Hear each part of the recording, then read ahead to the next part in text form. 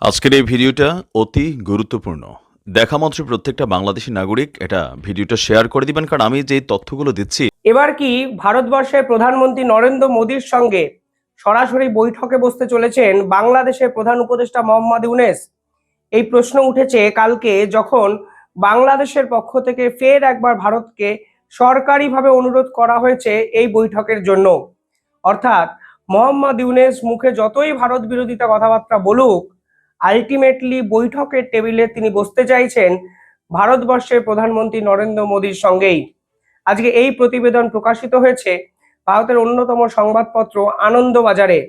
আমি শেষ 2 মাস ধরে বিভিন্ন ক্ষেত্রে বলেছিলাম, নিউ ইয়র্কেও কিন্তু জয়শঙ্করকে ধরে প্রধানমন্ত্রী নরেন্দ্র মোদী এবং মোহাম্মদ ইউনূসের একটি বৈঠক করানোর চেষ্টা করেছিলেন পররাষ্ট্র উপদেষ্টা। কিন্তু বাংলাদেশ এই সরকারের যে ভ্যালিডিটি নেই তা কিন্তু সরাসরি সেদিন জানিয়ে দেওয়া হয়েছিল। অর্থাৎ এই অন্তর্বর্তীকালীন সরকার কোনো নির্বাচিত সরকার নয়। তাই ভারতবর্ষ এই সরকারের সঙ্গে সম্পর্ক লং টার্ম ডিল আকারে দেখছে না। তাই সরাসরি অন্তর্বর্তীকালীন সরকারের সর্বময় কর্তা মোহাম্মদ ইউনূসকে কার্যত প্রত্যাখ্যান করেছিলেন ভারতবর্ষের প্রধানমন্ত্রী নরেন্দ্র মোদী। কিন্তু এবার তারা সরাসরি অনুরোধ জানিয়ে বলেছেন, কিছুদিন পর ব্যাংককে বিমস্টেক সম্মেলন আছে। এই ব্যাংককের বিমস্টেক সম্মেলনে প্রধানমন্ত্রী নরেন্দ্র মোদী এবং বাংলাদেশের পক্ষ থেকে মোহাম্মদ ইউনূস একই সঙ্গে উপস্থিত থাকবেন। তাই বাংলাদেশ সরকার এখন চেষ্টা করছেন এই বিমস্টেক সম্মেলনে যদি প্রধানমন্ত্রী নরেন্দ্র মোদীর সঙ্গে মোহাম্মদ ইউনূসের একটি মিটিং করানো যায়। আনন্দবাজার অনেক কিছু জানিয়েছে এই বিষয়ে ডিটেইলিংয়ে। আমি সমস্ত কিছু আজকে এই ভিডিওতে বলছি না, কিন্তু এই মিটিং করা উচিত নয় কিংবা উচিত কিনা তা নিয়ে ভারতবর্ষের স্বরাষ্ট্র দপ্তর, বিদেশ মন্ত্রক, এমনকি প্রধানমন্ত্রীর দপ্তরও কিন্তু কার্যত দ্বিধা বিভক্ত। যেখানে বাংলাদেশের এই সরকারকে মান্যতাই দেয় না ভারত সরকার, ঠিক সেখানে মিটিং করাটা কত যুক্তিযুক্ত কাজ হবে সেই প্রশ্ন কিন্তু তুলেছেন এক পক্ষ। প্রধানত দুপক্ষের 3টে করে প্রশ্ন আমাদের সামনে এসছে। যারা চাইছেন মিটিং যেন না হয় তাদের কি যুক্তি? তাদের যুক্তি হলো, সকাল দিয়ে রাত অবধি যারা ভারত বিরোধিতা করে তারা কেন বাংলাদেশের এই মন্ত্রকের পক্ষ থেকে ভারতবর্ষের সঙ্গে মিটিং করছেন? অর্থাৎ সকাল দিয়ে রাত অবধি তোমরা ভারত বিরোধিতা করবে, অথচ ভারতবর্ষের প্রধানমন্ত্রীর সঙ্গে তোমরা বৈঠক করবে, এই দ্বিচারিতা কেন? অর্থাৎ কোনো অবস্থায় যেন এই মিটিং ব্যাংককে না হয়।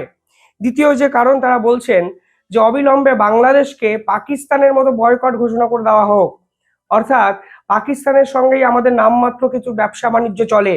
কালকেও চিনি পাকিস্তানে পাঠানো হয়েছে, সেটা ব্যবসায়ী লাভের কারণে, সেটা অন্য ইস্যু।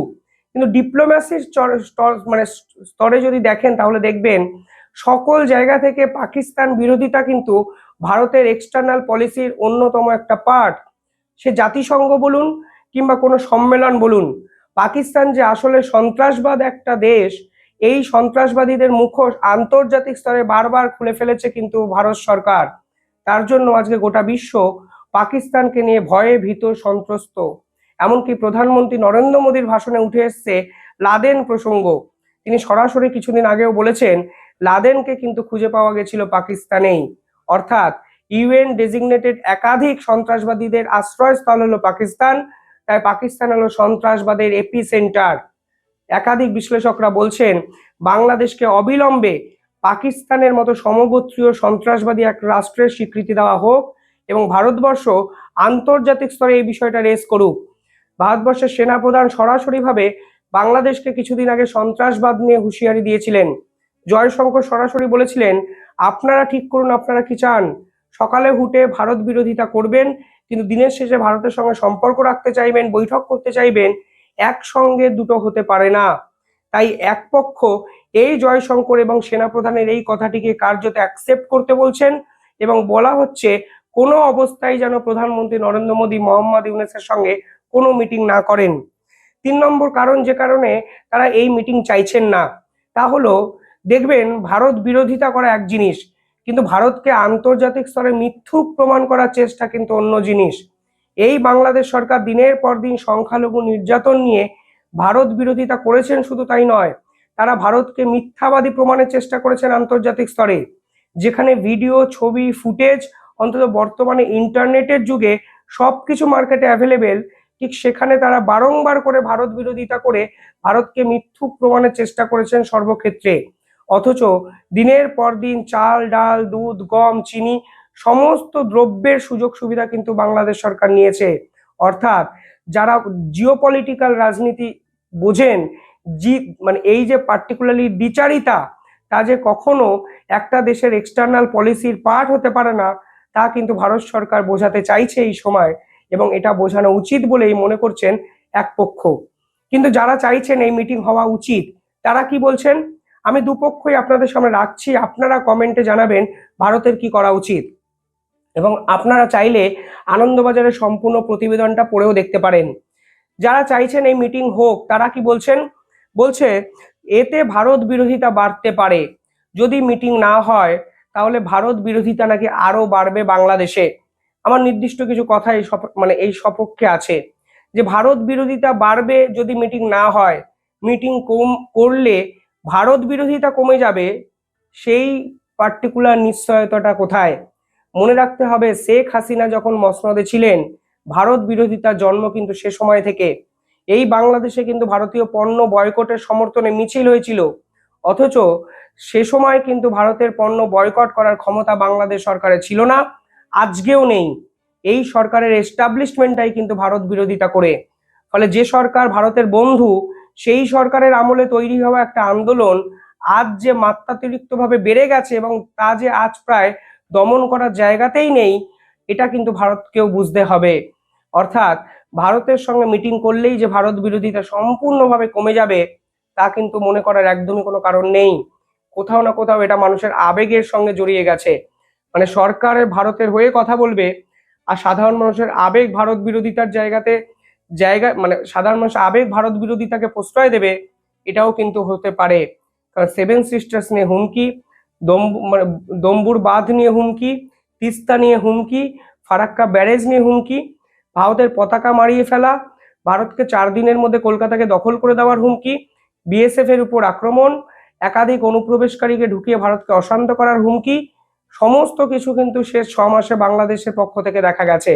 ফলে এমন একটা ঘটনাও শেষ 6 মাসে ঘটেনি যেখানে আপনার মনে হতে পারে এই মিটিং করলে ভারত বিরোধিতা চিরতরের মতো স্তব্ধ হয়ে যাবে। কিন্তু এই পক্ষ চাইছেন এই মিটিং হলে হয়তো কিছুটা কমবে, তা ভারতবর্ষে জিও পলিটিক্যালি বেনিফিটেড হতে পারে। দ্বিতীয় কি কারণ হতে পারে? দ্বিতীয় এটা হতে পারে, যদি এই প্রধানমন্ত্রী নরেন্দ্র মোদী এবং মোহাম্মদ ইউনূসের মধ্যে একটি মিটিং হয়, তাহলে সংখ্যালঘু ইস্যুতে চাপ দেওয়া যাবে বাংলাদেশ সরকারকে। অর্থাৎ মিটিং এর টেবিলে সরাসরি সংখ্যালঘু ইস্যু নিয়ে কথা বলা যাবে, এবং সংখ্যালঘু এই উপর যেন কোনো নির্যাতন না আসে, শাসক যেন ঝাঁপিয়ে না পড়ে, দমিয়ে রাখা না হয়, সে বিষয়ে ভারতের সরকারি স্ট্যান্ড কিন্তু বলে দেওয়া হবে বাংলাদেশ সরকারকে। না, আমার প্রশ্ন হলো, যারা সংখ্যালঘুর উপর অত্যাচার হচ্ছে এই পুরো বিষয়টাই অ্যাডমিট করে না, তাদেরকে আপনি মিটিং এ কি বোঝানোর চেষ্টা করবেন? তারা সরাসরি ভারতের মিডিয়া চক্রান্ত বলে দিয়েছে। তারা বলেছেন তুলসী গ্যাবার্ডকে ভুল বুঝিয়ে দিয়েছে ভারতবর্ষ। তারা কিছুদিন আগে বলেছিলেন ডোনাল্ড ট্রাম্পকে কেউ মিথ্যে কথা বলে ভুল বোঝানোর চেষ্টা করতে গেছিল। অর্থাৎ দিনের পর দিন শুধুমাত্র ভারতকে ছোট করার চেষ্টা এরা করেননি, ডোনাল্ড ট্রাম্পের সঙ্গে মোদির মিটিং নিয়ে তারা কটাক্ষ করে বলেছিল, বা কেউ না কারা বাংলাদেশকে নিয়ে ভুল বোঝাতে আমেরিকায় গেছিল, কিন্তু তারা কোনো সুযোগ সন্ধানী কোনো কিছু কাজকর্ম করতে পারেনি।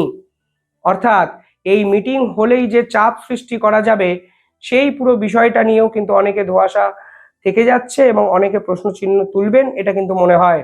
3 নম্বর কারণ, তারা বলছেন দেখুন বাংলাদেশের এখন যে মার্কেট, তা সম্পূর্ণভাবে চীন এবং পাকিস্তানের জন্য উন্মুক্ত করে দেওয়া হয়েছে। অর্থাৎ এই বাংলাদেশ সরকারকে চালনা করার চেষ্টা হচ্ছে চীনের পক্ষ থেকে। আর অস্ত্র থেকে আইএসআই, তারা কি করছেন, বাংলাদেশের সন্ত্রাসবাদ ঢুকিয়ে দেওয়ার চেষ্টা হয়েছে। অর্থাৎ গ্রাউন্ড লেভেলে পাকিস্তানের প্রভাব, এবং ডিপ্লোম্যাসি স্তরে সরকারি মহলে চীনের প্রভাব কিন্তু বেড়েছে শেষ 6 মাসে। এবার ভারতবর্ষের পলিসিটা কি? ভারতবর্ষকে যদি এই প্যাসিফিক ওসিয়ানে ডমিনেট করতে হয়, তাহলে ভারতবর্ষ নেপালের পাশে আছে, ভুটানের পাশে আছে, মালদ্বীপসের পাশে ছিল, শ্রীলঙ্কার পাশে আছে, একাধিক প্রতিবেশী দেশের উপর ভারতবর্ষ কিন্তু ইনভেস্ট করেছে। ঠিক সেখানে সম্পূর্ণভাবে বাংলাদেশকে বয়কট করলে, ডিপ্লোম্যাসির জায়গা থেকে যদি আপনারা ভাবেন, তাহলে দেখবেন এই বাংলাদেশকে কিন্তু চীন এবং পাকিস্তানের হাতে সম্পূর্ণভাবে তুলে দেওয়া হচ্ছে। কারণ এই মোহাম্মদ ইউনূসের সরকারের ভ্যালিডিটি ম্যাক্সিমাম আর 3টে মাস, খুব বেশি হলে টেনে টুনে 6 মাস যেতে পারে। কিন্তু বাংলাদেশে নতুন যে সরকার আসবে সেই সরকারের সঙ্গে যদি ভারতের সম্পর্ক স্থাপন করতে হয় তাহলে কিন্তু নতুন করে শুরু করতে হবে, তা কিন্তু একটু টাফ হয়ে যেতে পারে বলে একাংশ মনে করছেন। এবং শেখ হাসিনা ইস্যু নিঃসন্দেহে নতুন সরকার কিভাবে নেবে সেটাও কিন্তু একটা বড় প্রশ্ন। কিন্তু আরো একটা বিষয় মনে করা হচ্ছে যে যেভাবে শেখ হাসিনাকে দিনের পর দিন ভারত সমর্থন করছে, ভবিষ্যতেও শেখ হাসিনার পাশে ভারত সরকার থাকবে এবং অতিথি আপ্যায়নেই ভারতে শেখ হাসিনাকে রাখা হবে। সরকারি মহলে যত বিরোধিতা আসুক না কেন বা আসার সম্ভাবনা থাকুক না কেন, শেখ হাসিনার হাত কিন্তু ভারত সরকার ছাড়ার কথা এখন স্বপ্নতেও ভাবছে না। এবং এই মিটিং এ যদি মোহাম্মদ ইউনূস এবং নরেন্দ্র মোদী একত্রে বসেনও, তাহলে শেখ হাসিনা পর্ব নিয়ে কোনো আলোচনা করারই দম বা হিম্মত কিন্তু বাংলাদেশের আর থাকবে না, যা আগের পররাষ্ট্র উপদেষ্টার সঙ্গে জয়শঙ্করের মিটিং এর সময়ও আমরা দেখেছিলাম। এই হলো সামগ্রিক চিত্র। এই দুটো অপশন আমি বিস্তারিতভাবে আপনাদের বলার চেষ্টা করলাম। কমেন্টে জানাবেন প্রধানমন্ত্রী নরেন্দ্র মোদীর কি সত্যি ব্যাংককে এই পার্টিকুলারলি বিমস্টেক সম্মেলনে মোহাম্মদ ইউনূসের সঙ্গে বৈঠক করা উচিত, এই প্রশ্ন আমি আপনাদের উদ্দেশ্যে রাখলাম। আপনারা জানাবেন আপনাদের উত্তর। আর চ্যানেলটিকে ভালো লাগলে একটু সাবস্ক্রাইব করে দেওয়ার অনুরোধ থাকলো। ধন্যবাদ।